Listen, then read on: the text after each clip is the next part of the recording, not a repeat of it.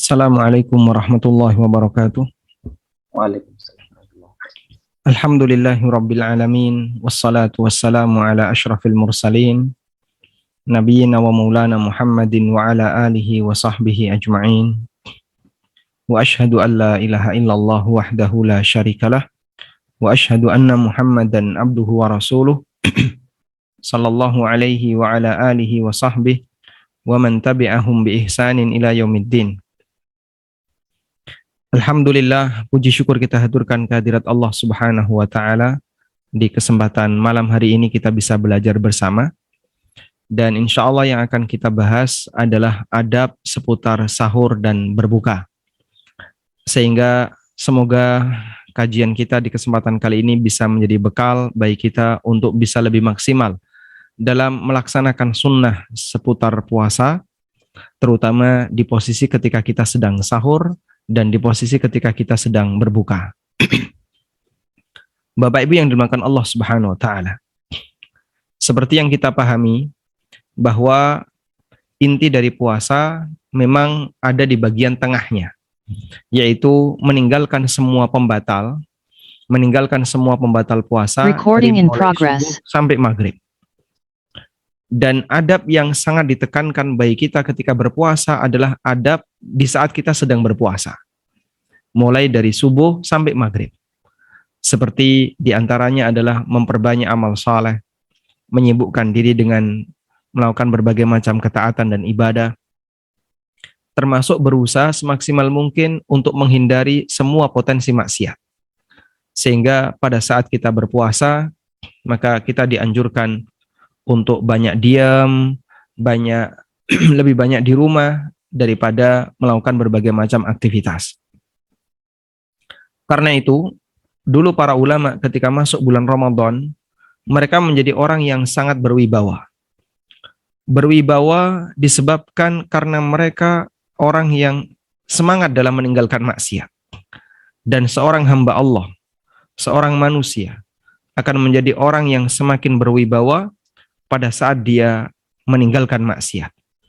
Kalau kita ingin menjadi orang yang berwibawa yang sejati, berwibawa bukan karena status sosial, berwibawa bukan karena banyaknya materi, berwibawa bukan karena posisi, tapi berwibawa yang sejati. Bentuknya adalah dengan banyak meninggalkan maksiat, dengan banyak meninggalkan apa yang diharamkan oleh Allah Subhanahu wa Ta'ala. Karena itulah Allah Subhanahu wa Ta'ala menyebut hanya para ulama mereka yang bisa takut kepada Allah, sebagaimana dalam firman-Nya, innama yakhsyallaha min ibadihil ulama'u. Sesungguhnya yang memiliki rasa takut kepada Allah adalah di antara para hambanya adalah para ulama. Sebab orang yang dia berilmu tentang Allah, memahami tentang keagungan Allah, dia akan semakin takut kepada Allah, semakin bertakwa kepada Allah Subhanahu wa Ta'ala. Dan itu akan membuat seseorang semakin berwibawa. Kemudian di samping itu, ada beberapa adab yang perlu kita perhatikan agar menghiasi ibadah puasa kita selama bulan Ramadan maupun di luar bulan Ramadan. Yaitu adab ketika kita berbuka dan adab ketika kita sahur. Dan insya Allah di kesempatan kali ini kita akan membahas dua adab ini, adab ketika berbuka dan adab ketika sahur. Terlebih dahulu yang akan kita bahas adalah adab ketika sahur. Bapak Ibu yang dimuliakan Allah Subhanahu wa Ta'ala. Sahur termasuk salah satu di antara keistimewaan yang diberikan oleh Allah kepada umat Muhammad sallallahu alaihi wasallam. Karena itu bagian dari pembeda antara puasanya seorang mukmin dengan puasanya Yahudi adalah aklatus sahur, adalah makan sahur. Sebagaimana disebutkan dalam hadis yang sahih, bahwasanya Nabi sallallahu alaihi wasallam pernah mengatakan dari sahabat Amr bin As radhiyallahu anhu, Rasulullah sallallahu alaihi wasallam pernah bersabda, faslu ma baina siyamina wa siyami ahlil kitabi aklatus sahar. Pembeda antara puasa kita dengan puasanya ahli kitab adalah makan sahur. Hadis riwayat Muslim. Karena dalam puasa Ahlul Kitab, mereka punya aturan yang berbeda dengan puasa yang dilakukan di tengah umat Muhammad sallallahu alaihi wasallam. Dalam puasanya Ahlul Kitab, mereka mendapatkan izin untuk makan dan minum sejak mulai maghrib, sejak mulai terbenam matahari, sampai mereka tidur. Sehingga jika mereka tidur jam 10 malam misalnya, kemudian nanti bangun sebelum subuh, mereka sudah tidak lagi diizinkan untuk mengkonsumsi apapun. Izin bagi mereka untuk boleh makan dan minum hanya sejak maghrib, sejak terbenam matahari, sampai mereka tidur. Dan itu pernah terjadi pada puasa yang dijalani oleh kaum muslimin. Di awal-awal puasa Ramadan diwajibkan. Sampai akhirnya terjadi satu peristiwa di mana ada seorang sahabat yang berpuasa, kemudian begitu masuk waktu maghrib, dia tanya sama istrinya, ada nggak sesuatu yang bisa saya gunakan untuk berbuka? Apakah ada makanan? Istrinya mengatakan tidak ada, tapi coba saya carikan. Akhirnya istrinya keluar rumah untuk mencarikan makanan bagi suaminya yang mau berbuka puasa. Karena cukup lama mencari, suaminya ini sudah capek bekerja. Ya, siang harinya dia bekerja, dia sebagai seorang petani di Madinah. Begitu pulang, sang istri ini menjumpai suaminya sudah tidur. Maka sang istri yang sedang membawa makanan menjumpai suaminya dalam posisi sedang tidur, beliau mengatakan, ya sudah, kesempatanmu hilang. Kamu sudah tidak boleh lagi untuk makan dan minum. Akhirnya datang waktu subuh, lalu sahabat ini sholat berjamaah sebagaimana sahabat yang lain, dan beliau melanjutkan puasanya. Kemudian dia berpuasa dalam kondisi tanpa berbuka, tanpa sahur. Sampai akhirnya dia pingsan di siang hari. Peristiwa itu pun sampai kepada Nabi SAW, hingga kemudian Allah Subhanahu wa Ta'ala menurunkan firman-Nya, ya. Wa kulu washrabu hatta yatabayyana lakumul khaytul abyadu minal khaytil aswad. Silahkan makan dan minum sampai jelas bagi kalian adanya perbedaan antara benang hitam di atas, antara benang putih di atas benang hitam. Ketika turun ayat ini, berarti mereka diizinkan untuk makan dan minum sampai jelas bagi mereka benang putih di atas benang hitam. Ada salah satu sahabat yang memaknai ayat ini dengan cara dia mengikatkan benang putih, dia mengikatkan dua benang, yang satu putih, yang satu hitam, ditaruh di kakinya. Benang putih diikat di kakinya, benang hitam diikat di kakinya. Lalu dia makan. Dia minum, dia mengkonsumsi makanan, dia sahur. Sambil melihat ke arah benang itu. Jika kelihatan jelas bedanya, baru berhenti makan. Jika tidak kelihatan jelas perbedaannya, dia terus makan. Sampai akhirnya ditanyakan kepada Nabi SAW. Ditanyakan kepada Nabi SAW, dan beliau mengatakan, Inna wisadataka idzan la'arid. Kalau seperti ini caranya, berarti bantalmu luas sekali. Ya. Karena benang hitam dan putih itu dijadikan sebagai acuan perbedaannya, dan dia sambil makan minum, dia sambil bersantai, padahal bukan itu maksudnya adalah terbit fajar. Lalu turun ayat lanjutannya, wa kulu washrabu hatta yatabayyana lakumul khaytul abyadu minal khaytil aswadi minal fajr. Silahkan makan dan minum sampai jelas bagi kalian benang putih di atas benang hitam, yaitu terbitnya fajar. Maka sejak saat itu kaum muslimin mereka punya kegiatan makan sahur, dan itu merupakan pembeda antara puasa mereka dengan puasanya ahli kitab. Kemudian jamaah dimulakan Allah Subhanahu wa Ta'ala, tentang sahur, tulisan sahur bisa dikasih harokat dhamma sehingga dibaca as-suhur, bisa dikasih harokat fathah sehingga dibaca as-sahur. Kalau dibaca dengan harokat dhamma as-suhur, maka artinya adalah aklu ta'amis sahar, kegiatan mengkonsumsi makanan sahur. Tapi kalau dibaca dengan fathah, as-sahur artinya adalah ta'amus sahar wa syarabuhu. Hidangan makanan dan minuman untuk sahur. Karena dalam bahasa Arab, dua kata ini hanya berbeda harokat depan dan belakangnya, itu bisa memiliki arti yang berbeda. Baik. Boleh dijadikan co-host yang resen. Seperti kata wudu dan wadu. Kalau kita sebut dengan kata wudu, wawunya di dhamma, artinya adalah kegiatan berwudu. Tapi kalau kita sebut dengan wadu, wawunya di fathah, artinya adalah air yang dipakai untuk wudu. Demikian pula ada tuhur, ada tahur. Kalau kita ada at-tuhur, ada al-wudu, ada as-sahur.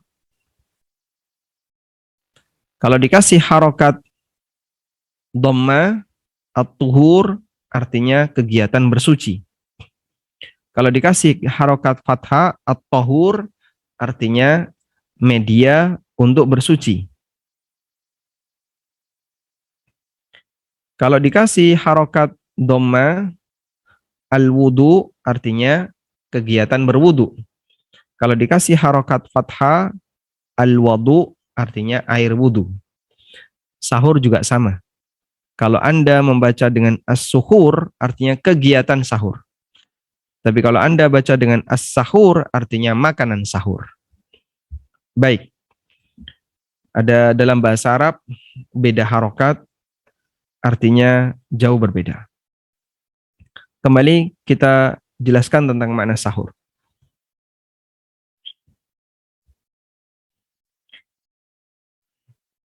Kemudian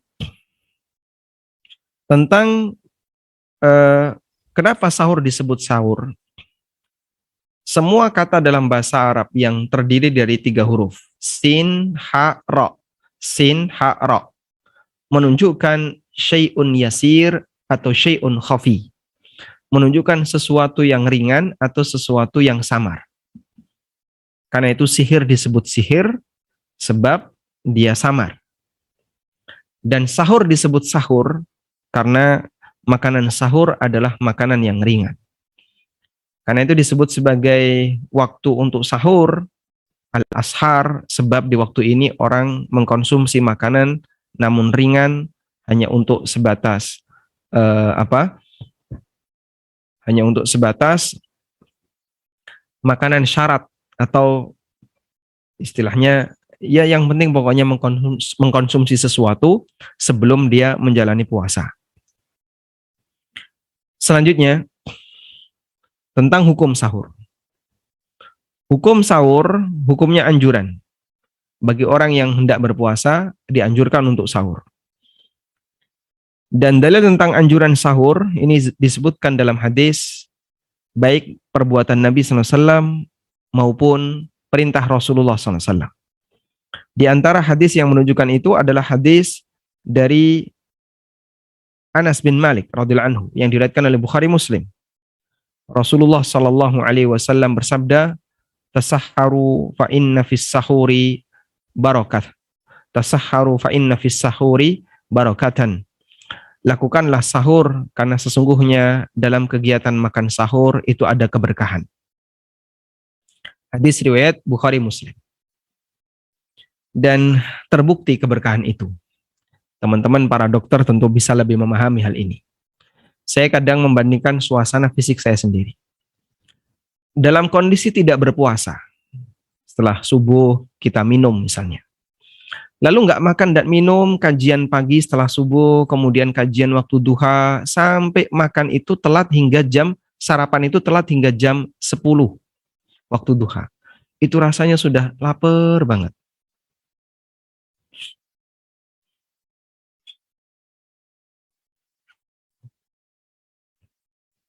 Rasanya sudah lapar sekali. Nggak makan, hanya minum saja setelah subuh, nggak makan, sampai jam 10, rasanya sudah lapar. Kadang perut tuh sudah kerucuk-kerucuk deh, sudah bunyi.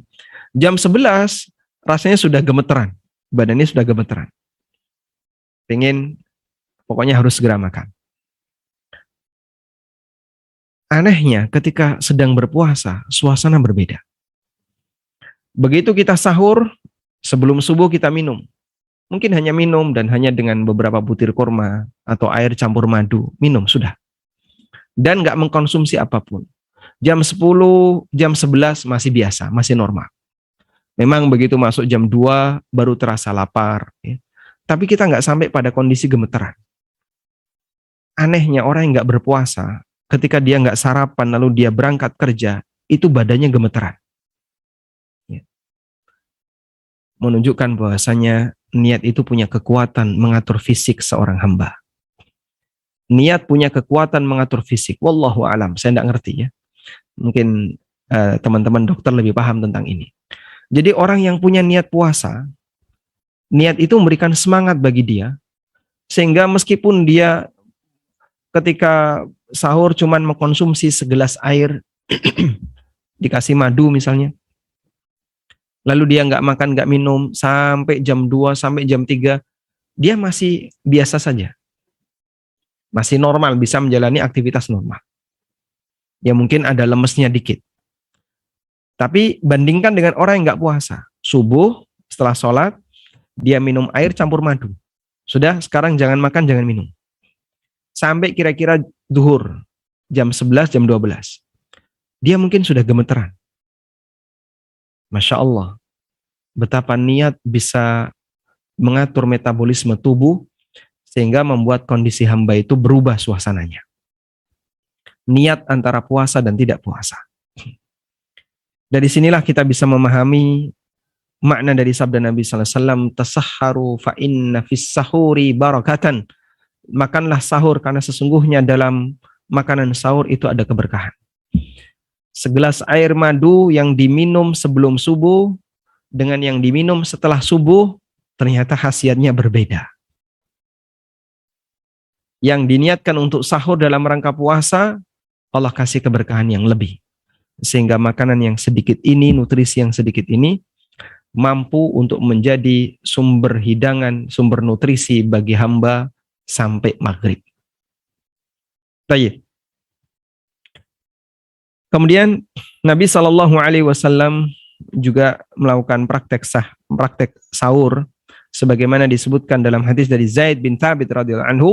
Beliau bercerita, annahum tasahharu ma'an Nabi sallallahu alaihi wasallam thumma qamu ila shalah.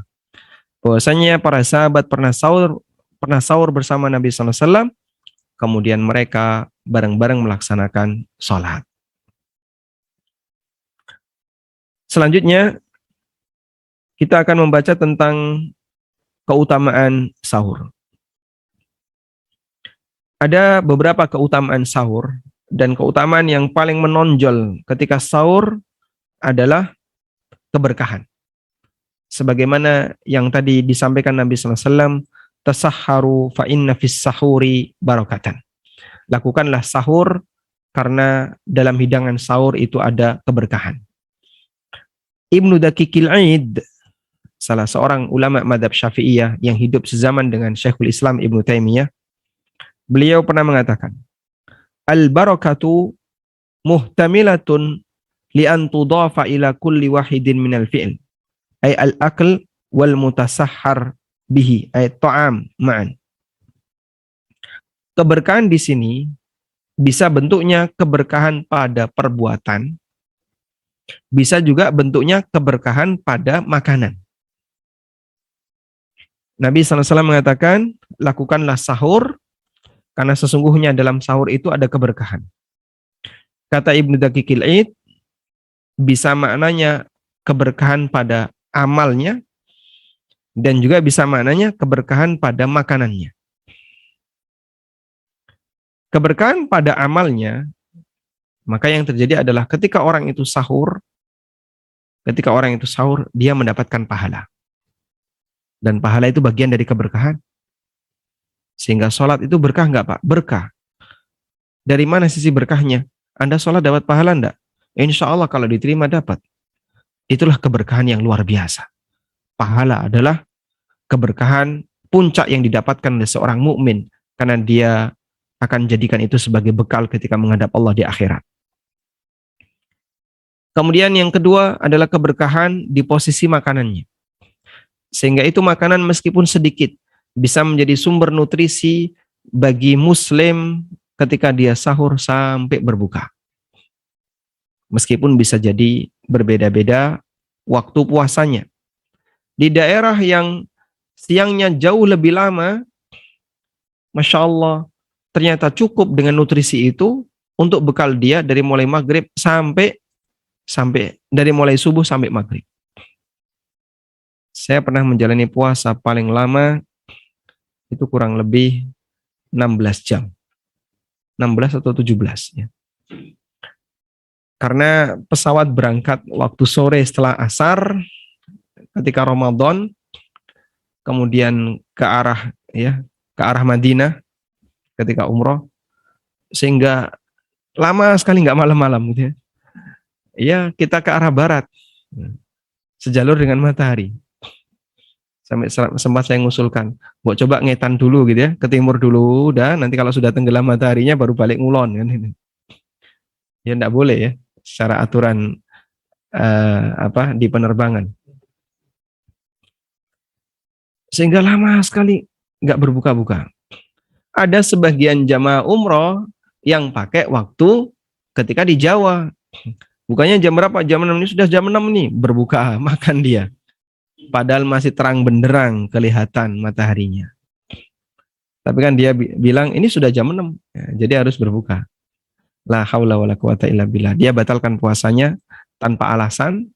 Ya meskipun dia musafir boleh, tapi nanti harus ganti. Cuman dia punya keyakinan kayaknya puasanya sah. Dan itu bisa berbahaya. Baik. Dan Masya Allah itu ternyata cukup ya, sahur dengan kondisi seperti itu cukup untuk bekal dia berpuasa selama sekian jam. Ada yang sampai 17 jam, 18 jam, itu cukup. Pertama ketika kita singgah di Madinah pada waktu Ramadan, kemudian tour leadernya, mahasiswa di Madinah menyarankan. Di sini musim panas dan waktu itu suhunya sangat panas memang.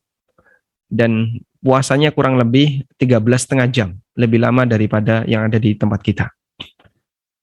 Lalu beliau sarankan, nggak bisa kita hanya mengandalkan banyak minum ketika sahur, tapi caranya adalah memperbanyak minum sepanjang malam.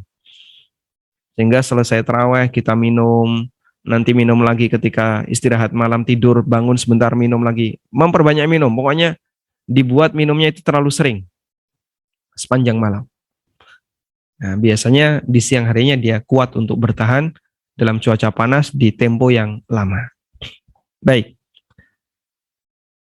Selanjutnya, di antara keberkahan sahur adalah agar puasa kita beda dengan puasa ahli kitab. Agar puasa kita berbeda dengan puasa ahli kitab. Sebagaimana yang disabdakan Nabi SAW, faslu ma baina siyamina wa siyami ahli kitab aklatus sahar. Perbedaan antara puasa kita dengan puasanya ahli kitab adalah makan sahur. Wallahu alam. Dan masih banyak keutamaan yang lainnya. Namun keutamaan yang terbesar adalah mengikuti sunnah Nabi SAW, dan dengan itu kita bisa mendapatkan pahala. Selanjutnya, kita akan membahas tentang adab ketika sahur. Adab ketika sahur yang pertama adalah ditekankan untuk mengakhirkan sahur. Takhirus suhur, ditekankan untuk mengakhirkan sahur. Selama tidak sampai nabrak waktu subuh. Baik. Tentang penekanan untuk mengakhirkan sahur, ini disebutkan dalam hadis dari Anas bin Malik, cerita dari Zaid bin Thabit. Yang hadis ini dimaknai berbeda oleh orang Indonesia, berbeda dengan penjelasan yang disampaikan oleh para ulama. Zaid bin Thabit pernah bercerita, radhiyallahu anhu, annahum tasahharu ma'an nabi sallallahu alaihi wasallam thumma qamu ila shalah, bahwa beliau dan beberapa sahabat pernah sahur bersama Nabi SAW, lalu setelah itu beliau melaksanakan sholat. Qultu, kemudian Anas bertanya. Anas tidak termasuk pelaku kegiatan sahur tadi.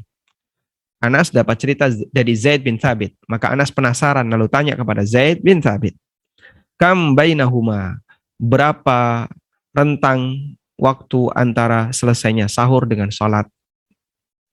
Qala, kata Zaid bin Thabit, qadru khamsina ayat, kurang lebih 50 ayat. Baik. Apa yang dimaksud jarak 50 ayat di sini? Masyarakat Indonesia memahami bahwa jarak 50 ayat di sini adalah selesai sahur sampai adzan subuh. Selesai sahur sampai adzan subuh. Itu pemahaman masyarakat Indonesia. Lalu mereka membuat perkiraan 50 ayat membaca Al-Quran tidak terlalu cepat dan tidak terlalu lambat, itu kurang lebih 10 menit. Akhirnya jarak setelah sahur sampai subuh di rentang 10 menit itu diisi dengan murotal yang dikeraskan di masjid-masjid. Tapi kalau murotalnya tergantung koriknya ya. Kalau syashudas ya bisa lebih dari 50. Tapi kalau muammar ya mungkin hanya 10 ayat. Nanti sudah masuk subuh. Karena kan qiraah, jadi lebih lambat. Baik, ini pemahaman di masyarakat kita. Terus yang benar yang mana? Yang benar bagaimana? Wallahu ta'ala alam, disebutkan dalam riwayat yang lain di Sahih Bukhari, bahwa ketika Zaid bin Thabit bercerita kepada Anas, lalu Anas ditanya, qila li Anas, kam kana baina faraghihima min suhurihima wa dukhulihima fis shalah. Berapa jarak antara selesai sahur dengan dimulainya salat? Wa dukhulihima fis shalah, dengan dimulainya salat. Qala qadru ma yaqra'ur rajulu khamsina ayatan. Lalu Anas mengatakan, ya kurang lebih orang cukup untuk membaca 50 ayat. Sehingga yang dimaksud keterangan Zaid bin Thabit bahwa selesai sahur sampai Nabi SAW melaksanakan sholat di situ adalah jarak antara selesai sahur sampai iqamah, bukan sampai azan. Jarak antara selesai sahur sampai dimulainya sholat artinya adalah sampai iqamah, bukan sampai azan. Sehingga di sini dinyatakan dalam Sahih Bukhari, annahu qila li Anas kam kana baina faraghihima min suhurihima wa dukhulihima fis shalah, qala qadru ma yaqra'ur rajulu khamsina ayat. Jarak antara selesainya sahur dengan dimulainya salat artinya adalah iqamah, kurang lebih 50 ayat. Kurang lebih 10 menit. Wallahu alam. Sehingga jika di situ adalah batasan antara selesai sahur sampai qomat, berarti selesai sahur sampai adzan tentu lebih pendek dibandingkan itu. Tentu lebih pendek dibandingkan itu. Dan Al-Hafidh dalam Fathul Bari menyebutkan wahiyya qadru sulusu khumusi sa'atin. Dan itu kurang lebih jaraknya adalah 1/15 jam. Berapa 1/15 jam? Ya. Jaraknya kurang lebih 1/15 jam. Ya. Berarti 1/4 ya. Berarti 1/4. Sehingga, tapi jam di sini jam menurut keterangan Al-Hafidh Ibnu Hajar. Dan apakah sama dengan jam di tempat kita tidak tahu. Ya. Namun intinya waktunya sangat pendek, mepet antara selesai sahur dengan adzan. Dan itu juga terbukti dengan praktek yang dilakukan oleh para sahabat. Seperti yang diceritakan oleh Sahal bin Sa'ad radhiyallahu anhu. Beliau menceritakan, "Kuntu atasahharu fi ahli thumma takunu sur'atun bi an adraka salata subhi ma'a Rasulillahi sallallahu alaihi wasallam. Aku sahur di rumah bersama istriku. Kemudian setelah itu aku buru-buru agar bisa menjumpai salat subuh bersama Rasulullah sallallahu alaihi wasallam. Sehingga sahurnya mereka mepet. Juga disebutkan dalam hadis yang sahih. Nabi sallallahu alaihi wasallam pernah menyebutkan tentang adanya Bilal dan Ibnu Ummi Maktum.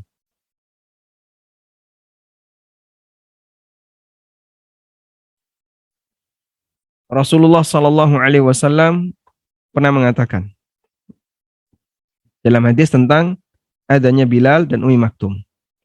Kata Nabi sallallahu alaihi wasallam, "Inna Bilalan yu'adzinu bilail." Sesungguhnya Bilal itu adzan di waktu malam. Bilal itu adzan di waktu malam. Artinya sebelum masuk subuh. Faqulu washrabu, maka silahkan kalian makan dan minum. Artinya silahkan sahur. Hatta yunadiya Ibnu Ummi Maktum, sampai Ibnu Ummi Maktum beradzan. Dan Ibnu Ummi Maktum ini wa kana rajulan a'ma, Ibnu Ummi Maktum ini buta, la yunadi hatta yuqala lahu asbahta asbahta. Ibnu Ummi Maktum ini buta dan dia tidak adzan sampai ada orang yang memberikan informasi kepada beliau, ini sudah masuk waktu subuh, sudah masuk waktu subuh. Hadisnya riwayat Bukhari Muslim. Sekarang coba kita lihat. Berapa jarak antara Ibnu Ummi Maktum dengan berapa jarak antara adzannya Bilal dengan adzannya Ibnu Ummi Maktum? Ayyar qadha. Ada salah satu keterangan yang disebutkan oleh Al-Qasim bin Muhammad dalam Sahih Bukhari. Nabi SAW mengatakan, Bilal itu adzan di waktu malam, karena itu silahkan kalian makan dan minum sampai Ibnu Ummi Maktum adzan. Fa innahu la yu'adzinu hatta yatlu al-fajru. Karena Ibnu Ummi Maktum tidak adzan kecuali setelah terbit fajar. Qala Al-Qasim, maka Al-Qasim perawi hadis mengatakan, walam yakun baina adhanihima illa ayyar qadha wa yanzilada. Dan jarak adzan antara keduanya adalah yang satu turun, yang satu naik. Bilal selesai adzan, ya, kemudian beliau membaca doa-doa, lalu beliau turun. Setelah itu nggak berselang lama, masuk waktu subuh, Ibnu Ummi Maktum diberitahu, sudah subuh, sudah subuh. Lalu beliau naik. Kemudian beliau adzan subuh. Illa ayyar qadha wa yanzilu dha. Sehingga jaraknya sangat pendek. Wallahu ta'ala alam. Ini menunjukkan bahwa Rasulullah sallallahu alaihi wasallam membolehkan mereka untuk makan dan minum sampai betul-betul terbit fajar. Kemudian disebutkan dalam sebuah riwayat bahwa Ibnu Umar radhiyallahu anhu pernah mengambil Zam-Zam. Dan dulu sumur Zam-Zam itu harus turun, lalu bisa mengambil air di bawah di sumur Zam-Zam. Tayyib. Kemudian beliau mau sahur dengan menggunakan air Zam-Zam. Maka beliau tanya kepada orang yang berada di luar. Ada dua orang di situ. Ada dua orang yang berada di luar. Sudah terbit fajar belum? Yang satu bilang sudah. Yang satu bilang belum. Ibnu Umar minum. Ada dua orang di luar sumur, sehingga dia bisa lihat ke arah langit. Ibnu Umar tanya, sudah terbit fajar belum? Yang satu bilang sudah, yang satu bilang apa? Belum. Nah, karena dua ini masih berbeda pendapat, berarti statusnya masih meragukan. Ketika di posisi meragukan ini, Ibnu Umar minum. Dan itu mengamalkan firman Allah Ta'ala, wa kulu washrabu hatta yatabayyana lakumul khaytul abyadu minal khaytil aswad minal fajar. Silahkan makan dan minum sampai jelas bagi kalian telah terbit waktu fajar. Sehingga Man syakka fihi, bagi siapa yang masih ragu apakah sudah terbit fajar ataukah belum, dia masih diperbolehkan untuk makan dan minum. Wallahu alam. Baik, selanjutnya bagian dari adab sahur adalah mengkonsumsi makanan yang dianjurkan ketika sahur. Dan tidak ada hadis khusus yang menyebutkan makanan tertentu yang dianjurkan ketika sahur selain hadis dari Abu Hurairah radhiyallahu anhu yang kami jumpai, di mana Nabi SAW menyebutkan ni'ma sahuril mu'min at-tamru. Ni'ma sahuril mu'min at-tamru. Sebaik-baik sahurnya seorang mukmin adalah kurma. Hadis riwayat Abu Dawud, Ibnu Hibban, Al-Baihaqi dalam Sunan Al-Kubra, dan dinilai sahih oleh Ibnul Mulakkin dan juga Syalbani rahimahumullahul jami'. Baik. Kemudian dianjurkan ketika sahur orang itu memperbanyak berdoa, memohon kepada Allah Ta'ala. Semua yang diharapkan silahkan diutarakan, karena termasuk di antara waktu yang mustajab untuk berdoa. Sehingga Allah Subhanahu wa Ta'ala tekankan ketika sahur untuk banyak berdoa. Salah satu di antara karakter orang yang baik adalah wal mustaghfirina bil ashar. Orang yang banyak beristighfar di waktu sahur. Maka jangan habiskan waktu sahur hanya untuk makan minum saja, hanya untuk kegiatan yang sifatnya memuaskan kita dengan mengkonsumsi makanan dan minuman. Jangan lupa gunakan sebagian waktu kita untuk beristighfar, berdoa kepada Allah Ta'ala.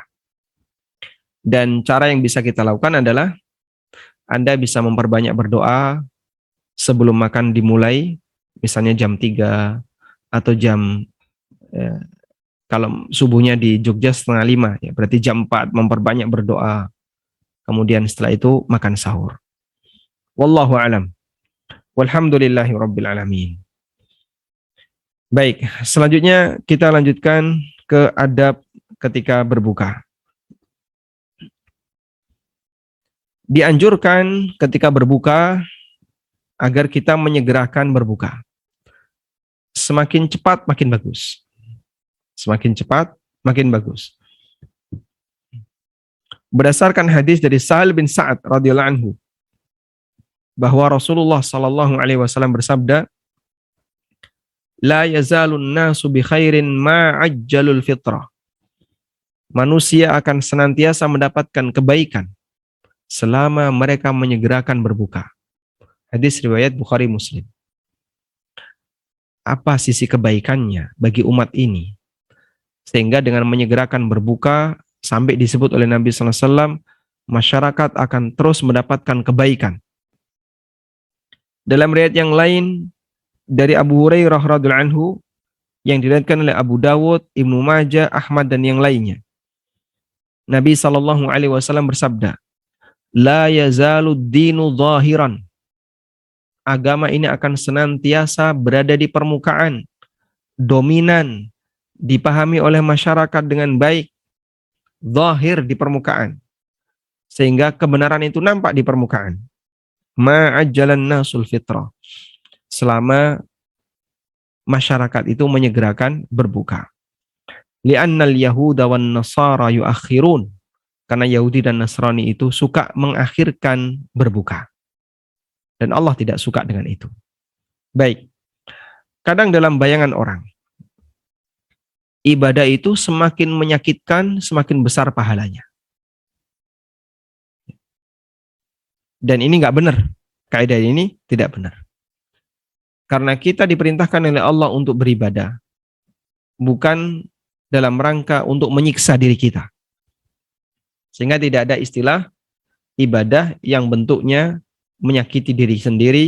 Semakin menyakiti diri sendiri, makin bagus, makin besar nilai pahalanya. Itu tidak ada istilah seperti itu. Karena dalam Islam, Allah Subhanahu wa Ta'ala menghendaki kemudahan. Yuridullahu bikumul yusra wala yuridu bikumul usra. Allah menghendaki kemudahan bagi kalian, dan Allah tidak menghendaki kesulitan bagi kalian. Karena itu ketika ada orang yang sudah masuk maghrib, lalu dia lanjutkan puasanya. Biar laparnya makin lapar, biar makin haus, biar makin lemes, dengan anggapan biar makin berpahala. Ini anggapan yang salah. Dan itu prakteknya orang Yahudi. Sehingga kata Nabi SAW, li'annal yahuda wan nasara yuakhirun. Yahudi dan Nasrani itu mereka suka mengakhirkan sahur. Hatta tashtabikan nujum. Sampai bintang-bintang itu sudah mulai kelihatan.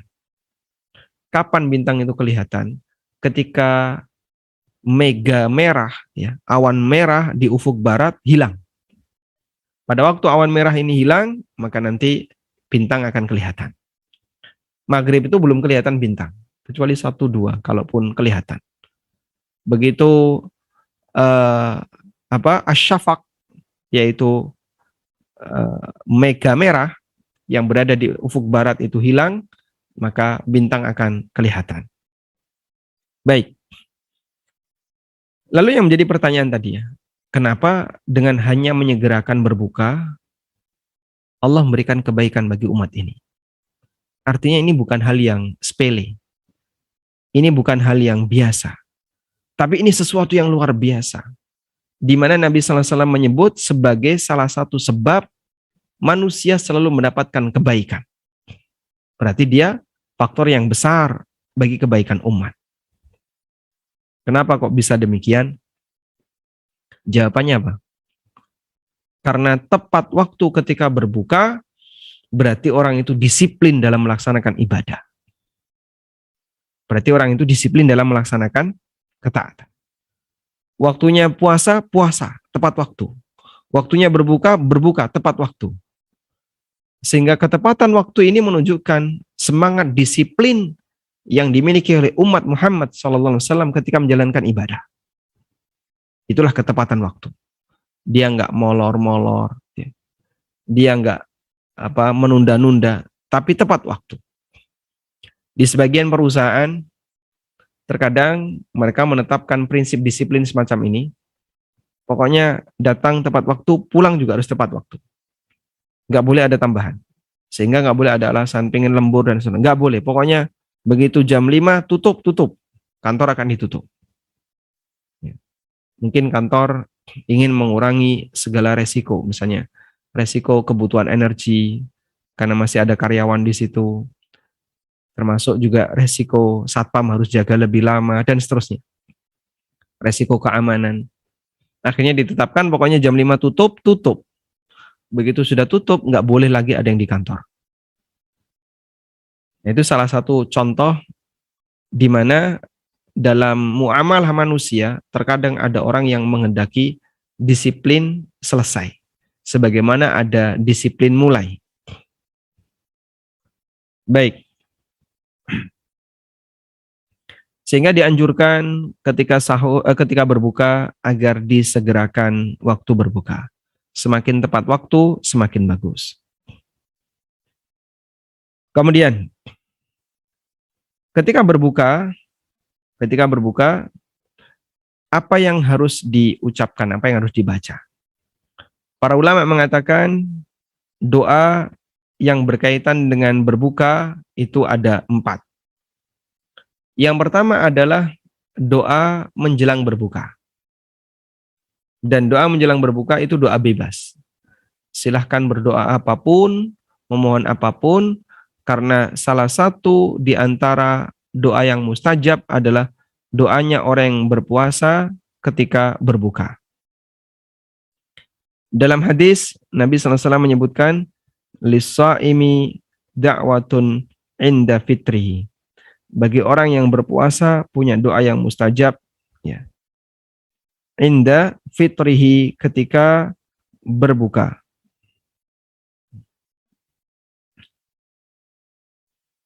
Lis-sa'imi da'watun, bagi orang yang berpuasa punya doa yang mustajab ketika berbuka.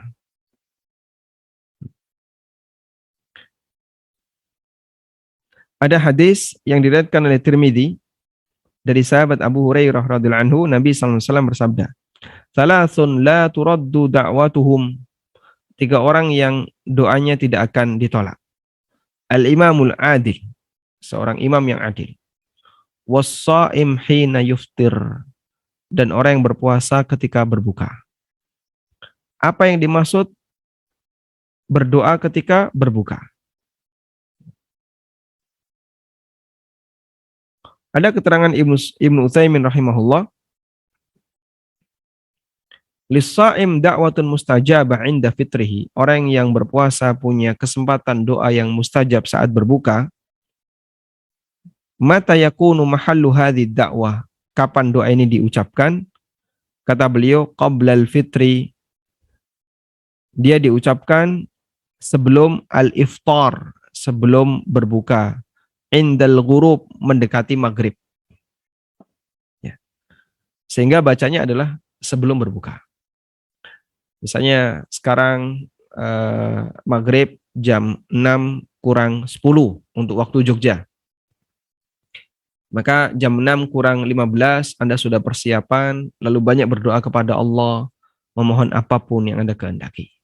Karena ini termasuk di antara waktu yang mustajab ketika berdoa. Yang kedua adalah pada saat terdengar azan, lalu kita mau berbuka. Bismillah. Maka alhamdulillah. Yang dibaca adalah basmalah. Yang dibaca adalah bacaan basmalah.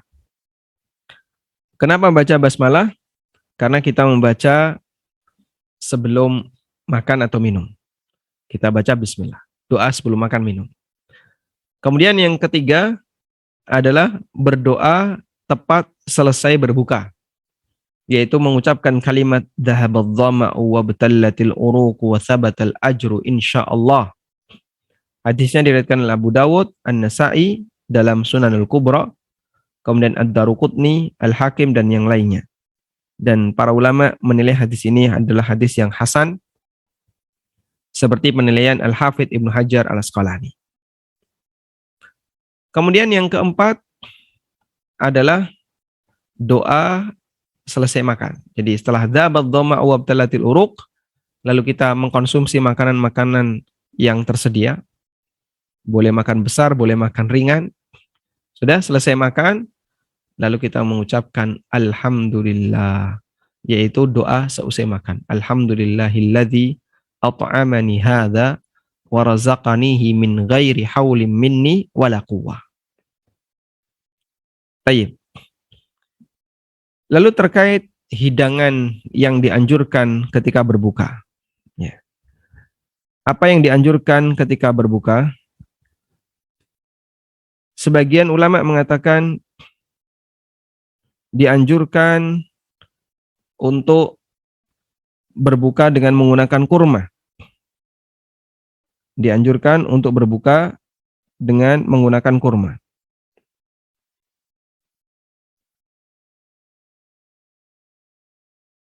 Berdasarkan hadis yang diriwayatkan oleh Abu Dawud, At-Tirmidzi dari sahabat Anas bin Malik radhiyallahu anhu. Kana Rasulullah sallallahu alaihi wasallam yuftiru ala rutabatin qabla an yusalliya. Nabi sallallahu alaihi wasallam berbuka dengan mengkonsumsi beberapa rutab, beberapa butir rutab, yaitu kurma basah. Fa illam takun rutabatun fa ala tamaratin. Kalau beliau nggak punya rutab, kurma basah, maka beliau berbuka dengan menggunakan kurma kering. Fa illam takun hasawatin min ma. Kalau beliau tidak menjumpai kurma kering, maka beliau hanya minum air.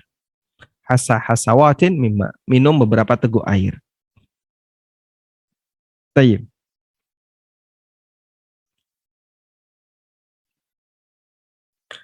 Dan dalam hadis ini tidak disebutkan jumlah kurma yang dikonsumsi.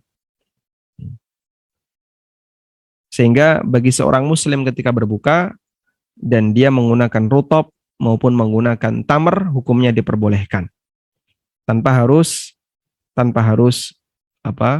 bilangan tertentu. Wallahu alam. Di sini ada keterangan Imam Ibnu Utsaimin, laisa biwajibin bal wala sunnah ayyuftiral insan ala witrin. bukan kewajiban dan bukan pula satu yang sunnah seseorang berbuka dengan bilangan ganjil, mau 3, 5, 7 maupun 9. Tidak ada riwayat yang menyebutkan tentang itu. Tidak dijumpai riwayat yang menyebutkan tentang itu. Sehingga Nabi SAW hanya mengkonsumsi beberapa butir kurma tanpa disebutkan berapa jumlahnya. Wallahu alam. Tayyib. Selanjutnya, dalam iftar, setelah kita berbuka, kemudian membaca doa selesai makan. Dan dianjurkan agar makanan yang dikonsumsi adalah makanan yang ringan, tidak terlalu berat. Karena nantinya orang ini akan dianjurkan untuk segera melaksanakan sholat maghrib. Sebagaimana keterangan Ibnu Qayyim, wa fi fitrin Nabi sallallahu alaihi wasallam minas saumi ala rutab au ala tamr. Nabi sallallahu alaihi wasallam berbuka puasa dengan menggunakan rutab atau menggunakan tamar, kurma basah atau kurma kering, awil ma atau air. Tadbirun latifun jiddan. Di situ ada sebuah pola makan yang luar biasa. Fa inna as-sauma yukhallil ma'ida minal ghidha. Karena ketika orang itu puasa, maka dia mengkosongkan lambungnya dari makanan. Fala tajidul kabidu fiha ma tadibuhu wa tursiluhu ilal quwa wal a'dha wal hulwu asra'u syai'in wusulan ilal kabid. Maka di saat itu posisi liver kata Ibnu Qayyim termasuk ahli dalam bidang Tibbun Nabawi. Maka ketika itu posisi liver dia terkurangi nutrisinya. Sehingga makanan apa yang paling cepat terdistribusi ke organ-organ manusia ini, kata beliau, wal khulwu asra'u syai'in wusulan ilal kabid. Makanan yang manis itu lebih cepat sampai ke liver. Wa ahabbuhu ilaiha, dan yang lebih disukai oleh liver. Wala siyama in kana rutaban, terlebih jika bentuknya adalah kurma basah. Fayashtaddu qabuluha lahu, maka sangat dibutuhkan oleh liver. Fatantafi'u bihi hiya wal quwa, sehingga badan akan sangat mendapatkan manfaat dan mendapatkan kekuatan. Ini keterangan Ibnu Qayyim.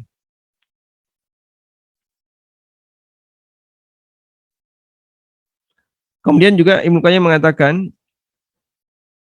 Nabi SAW meminum beberapa teguk air. Tudfi'u lahibal ma'idah. Ini bisa meredam panasnya lambung. Wa hararatas saum, dan panasnya fisik disebabkan puasa. Fatatanabbahu ba'dahu lit-ta'am wa ta'khuduhu bisyahwa. Sehingga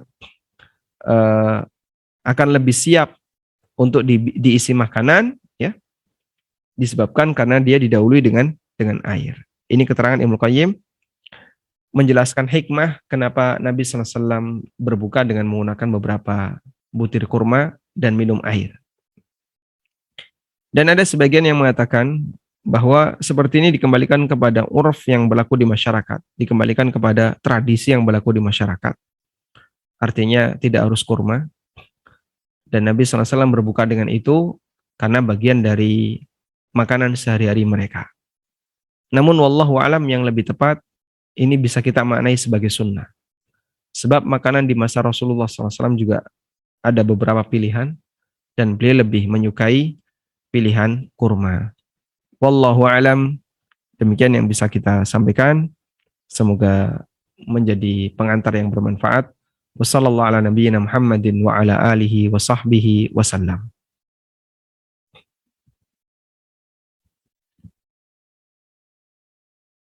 Ya, subhanallah, ini banyak sekali ini pesertanya, Ustaz, lebih dari 100. Ini room Zoom kita udah penuh saat ini, dan juga di YouTube sudah 900-an tadi terakhir saya lihat.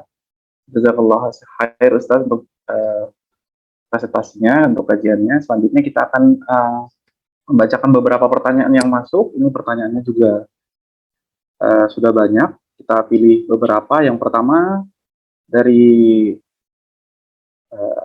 Afi Afifa, ini kalau berbuka puasa dikatakan harus disegerakan. Kalau misalnya tidak ada waktu yang tepat untuk berbuka puasa karena lagi ada kegiatan atau mungkin sedang bekerja, itu apakah tidak berkah atau bagaimana, Ustaz? Mohon jawabannya.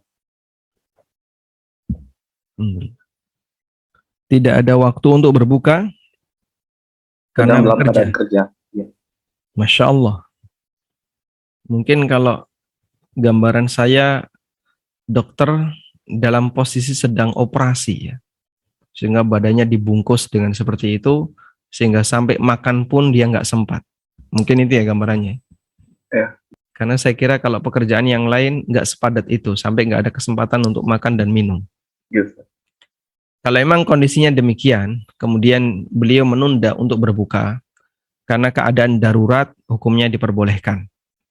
Jangankan sebatas menunda berbuka, andaikan dalam kondisi darurat ini menyebabkan sang dokter harus menunda pelaksanaan sholat yang wajib, hukumnya boleh. Misalnya, ini kalau saya sholat maghrib, tidak sempat. Akhirnya dijamak takhir dengan isya, sebab dalam kondisi darurat ya.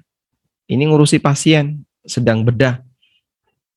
Dan butuh waktu misalnya dari mulai jam 5 sampai jam 7, 2 jam. Melakukan praktek bedah. Sehingga nggak bisa ditinggal. Ya, nanti dulu ya, tak tinggal sholat dulu. Itu kalau bongkar mesin mobil mungkin. Ini sedang bongkar manusia. Nggak bisa ditunggal. Selama 2 jam dia fokus untuk melakukan operasi, sudah selesai jam 7, baru dia bisa sholat.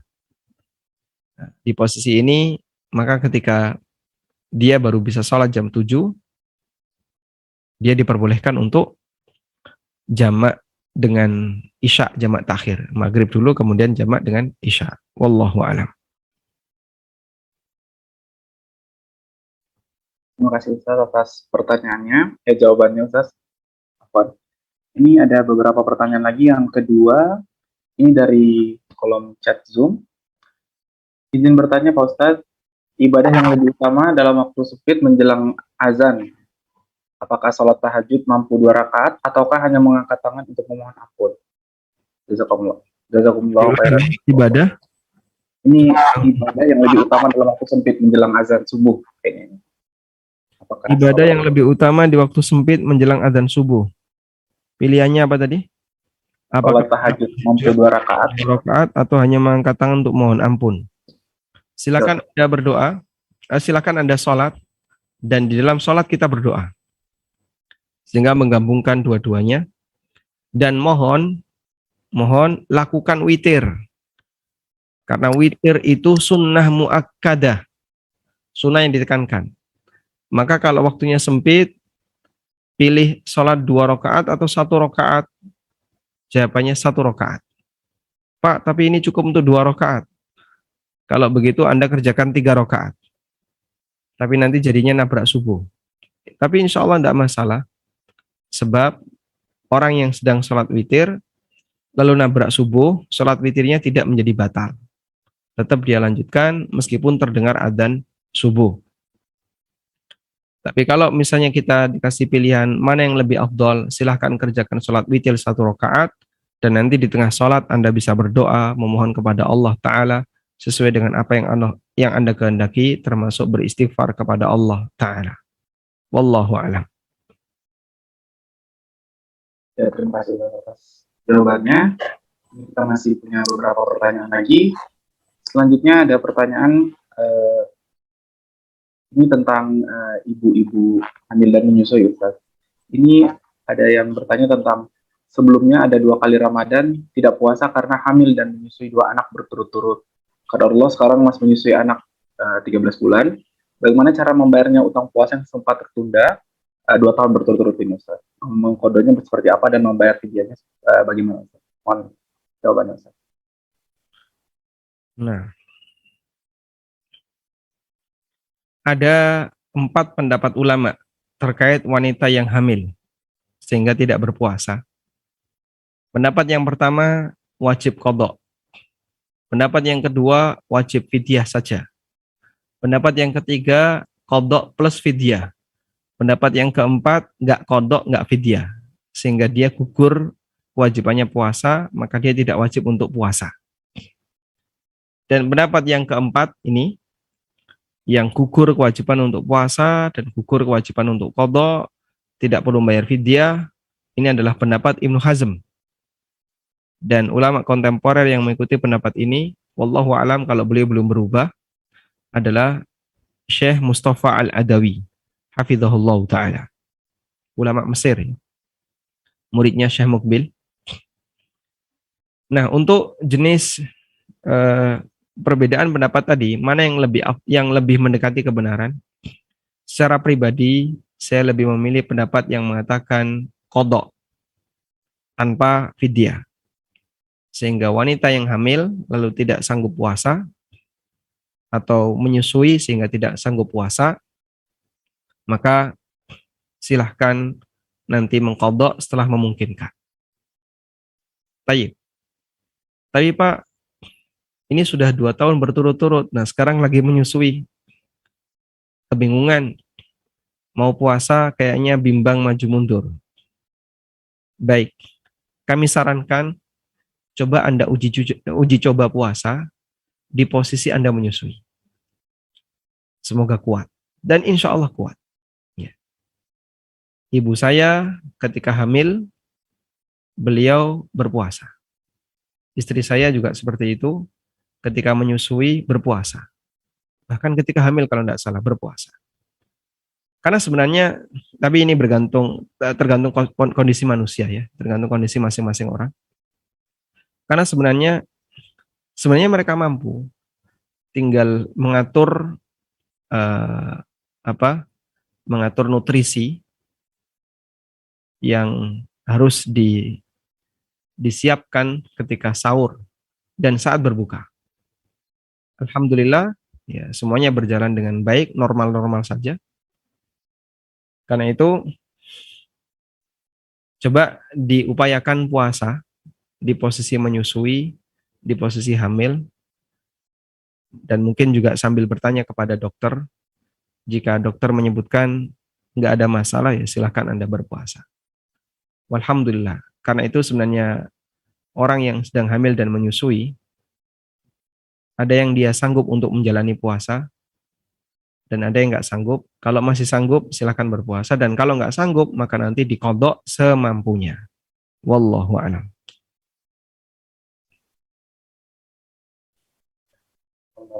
Ini masih sangat banyak pertanyaan. Kita pilih terlebih dahulu. Ini ada satu pertanyaan lagi mengenai mengakhiri sahur. Ini ada mana yang lebih afdal, apakah kita mengakhiri sahur ketika mendengar azan di sekitar rumah kita, ataukah beberapa menit sebelum azan? Seperti itu. Mengakhiri sahur. Mengakhiri waktu sahur. Mengakhiri waktu sahur yang lebih afdal, semakin berada di ujung subuh semakin bagus. Sehingga kalau Anda misalnya punya jam sholat yang valid ya, insya Allah ini valid ya. Meskipun kita nggak bisa lihat fajar ya. Orang Jogja, orang Jakarta kalau lihat ke arah fajar tidak mungkin bisa kelihatan dengan jelas. Karena banyak cahaya-cahaya lampu yang ada di sekitarnya. Plus juga dia berada di posisi tidak tinggi sehingga tidak bisa melihat fajar terbit. Karena itu di posisi ini, apabila dia yakin sudah masuk waktu subuh, maka segera berhenti sahur. Tapi kalau belum yakin, diperbolehkan untuk melanjutkan sahur. Nah, sebagai langkah aman, di negara kita kan ada perbedaan pendapat antara hisab Depak dengan hisab Muhammadiyah. Yang paling ma'ruf ini. Selisihnya kurang lebih 8 menit. 8 menit itu cukup untuk mengkonsumsi segelas air minum, tambah kurma 3 butir cukup. Terus mana yang lebih tepat kita jadikan sebagai acuan? Kami sarankan untuk urusan sahur sebaiknya Anda berhenti dengan menggunakan waktu depak. Lebih awal, 8 menit lebih awal. Tapi untuk pelaksanaan sholat subuh, Anda bisa lakukan dengan toleransi ditunda sekian menit. Agar yakin sholat subuhnya